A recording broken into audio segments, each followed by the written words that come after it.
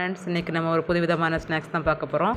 அதுக்கு ஒரு கிளாஸ் தண்ணியை நல்லா கொதிக்க வச்சுட்டு ஜீரகம், கொஞ்சமாக உப்பு சேர்த்துக்கோங்க. 1/4 ஸ்பூன் மஞ்சத்தூள், நம்ம காரத்துக்கு ஏற்ற மாதிரி வத்தல் மிளகு சேர்த்துக்கோங்க. நல்லா கொதித்ததும் ஒரு கிளாஸ் பச்சரிசி மாவு எடுத்திருக்கேன். அதை தட்டி நல்லா மிக்ஸ் பண்ணிவிட்டு கொஞ்சம் ஆற விட்டுட்டு கை பொறுக்கிற சூடு இருக்கும்போது நல்ல சப்பாத்தி மாவு போல் பிசைஞ்சு எடுத்து வச்சுக்கோங்க. அதை நான் இப்போ 3 உருண்டையாக உருட்டி வச்சுருக்கேன். இதை நம்ம சப்பாத்தி கட்டையில் மேலே ஒரு பிளாஸ்டிக் பேப்பர் விரிச்சிட்டு இதை நல்லா பரத்தி எடுக்க போகிறோம். அப்போ நமக்கு அதில் ஒட்டாமல் அழகாக வரும். எண்ணெயோ எதுவுமே நான் இன்றைக்கி சேர்க்கலை.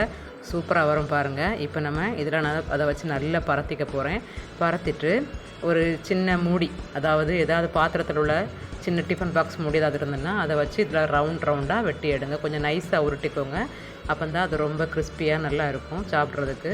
இப்போ நல்லா இதை உருட்டிட்டு இந்த மாதிரி கட் பண்ணி எடுத்துக்கோங்க. இல்லைன்னா உங்கள் வீட்டில் கட்டர் இருந்தால் கட்டர் வச்சு கட் பண்ணிக்கோங்க. நான் இந்த மாதிரி ஒரு மூடி எடுத்து அதை கட் பண்ணி இந்த மாதிரி ஆக்கி வச்சுருக்கேன். இப்போ எண்ணெயை சூடாக்குனதும் அதில் இதை ஒவ்வொன்றா பொரிச்சு எடுக்க போகிறோம்.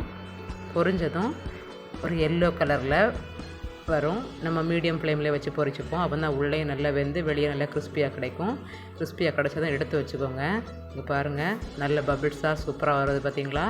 ரொம்பவே டேஸ்ட்டாக இருக்கும். இது ஈவினிங் டீ கூட சாப்பிட்றதுக்கு சட்டுன்னு செஞ்சிடலாம். உங்களுக்கு காரம் உப்பு இன்னும் கொஞ்சம் அதிகமாக தேவைப்பட்டோன்னா நம்ம பொரித்து வச்ச பிறகு கூட அதில் லைட்டாக மிளகாய் பொடி இல்லைன்னா மிளகாய் பொடி உப்பு சேர்த்து லைட்டாக மிக்ஸ் பண்ணி விட்டு சாப்பிட்லாம். ரொம்பவே டேஸ்ட்டாக இருக்கும். நீங்களும் வீட்டில் பச்சரிசி மாவு இருந்தால் கண்டிப்பாக இந்த மாதிரி ட்ரை பண்ணுங்கள். ரொம்ப சீக்கிரமாக செஞ்சிடலாம் இந்த ரெசிப்பியை. வீட்டில் ட்ரை பண்ணி பார்த்துட்டு எப்படி இருந்துன்னு எனக்கு கமெண்ட் பண்ணுங்கள். மறக்காமல் சப்ஸ்கிரைப் பண்ணுங்கள். ஓகே ஃப்ரெண்ட்ஸ், பாய்.